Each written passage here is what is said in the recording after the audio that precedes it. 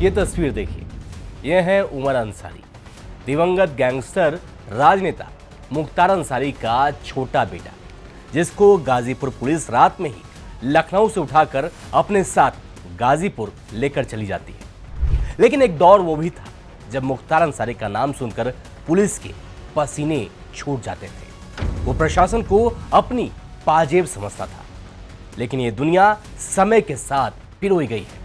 सबका अपना अपना समय होता है, यानी समय समय की बात होती है, और समय की यही खासियत है कि समय किसी का नहीं होता है, चाहे वो कितना भी ताकतवर क्यों ना हो। आज हम बात करेंगे उमर अंसारी की हालिया गिरफ्तारी की और उस दौर की जब मुख्तार का रौब ऐसा था कि पुलिस और प्रशासन उसके सामने कांपते थे। नमस्कार, मैं हूं अंकित मिश्रा और आप देख रहे हैं स्टेट में रहेंगे। उमर अंसारी की गिरफ्तारी 3 अगस्त रविवार की रात करीब 10:30 बजे गाजीपुर पुलिस ने उमर अंसारी को लखनऊ के दारुल शफा इलाके से गिरफ्तार किया। आरोप है कि उमर ने अपने पिता मुख्तार अंसारी की जब्त की गई 10 करोड़ रुपए की संपत्ति को वापस लेने के लिए कोर्ट में फर्जी दस्तावेज जमा किए। इन दस्तावेजों में उनकी मां अफसा अंसारी के फर्जी हस्ताक्षर थे, जो खुद फरार हैं और जिन पर 50,000 रुपए का इनाम है। और ये संपत्तियां उत्तर प्रदेश गैंगस्टर एक्ट के तहत जब्त की गई थी। पुलिस ने मोहम्मदाबाद थाने में उमर के खिलाफ भारतीय न्याय संहिता की धाराओं 319 क्लॉज 2, 318 क्लॉज 4, 338, 336 क्लॉज 3 और 340 क्लॉज 2 के तहत केस दर्ज किया हुआ है। आपको बता दें कि उमर के खिलाफ छठा केस है, जिसमें पहले भी धोखाधड़ी, जालसाजी और साल 2022 के विधानसभा चुनाव में आचार संहिता उल्लंघन जैसे मामले शामिल हैं।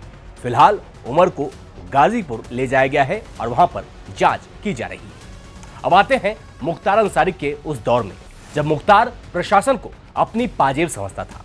एक दौर था जब मुख्तार अंसारी का नाम सुनकर पुलिस के पसीने छूट जाते थे। साल 1978 में जब वो सिर्फ 15 साल का था, उस पर पहला केस गाजीपुर के सैदपुर थाने में आपराधिक धमकी का दर्ज हुआ।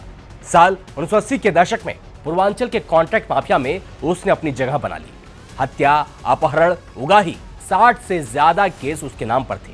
फिर भी वो 5 बार मऊ से विधायक बना, कभी बसपा के टिकट पर तो कभी अपनी पार्टी कौमी एकता दल बनाकर। उसका रौब ऐसा था कि साल 2005 में बीजेपी विधायक कृष्णानंद राय की हत्या में उसका नाम आया, जिसमें 400 गोलियां चली थी। आइए बात करते हैं मुख्तार के किस्से की, जो कि बहुत मशहूर है।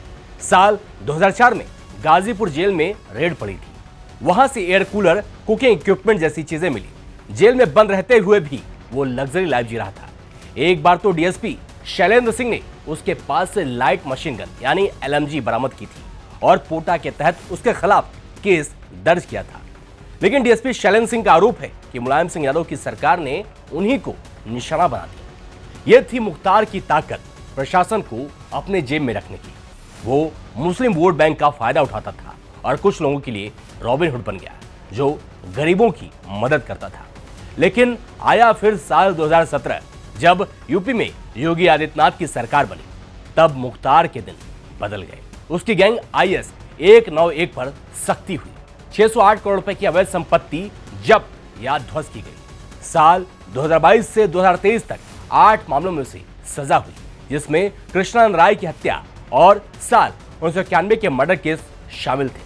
मार्च 2024 में 63 साल की उम्र में मुख्तार की बांदा मेडिकल कॉलेज में दिल का दौरा पड़ने से मौत हो गई। उसके परिवार ने जहर देने का आरोप लगाया, लेकिन पुलिस ने इसे नकार दिया।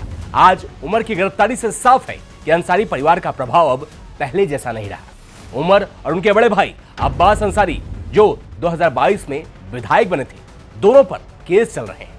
अब्बास को भी जेल और अयोग्यता का सामना करना पड़ा। पूर्वांचल की सियासत में अंसारी परिवार का सिक्का अब कमजोर पड़ रहा है। ये कहानी बताती है कि वक्त कितना बलवान है।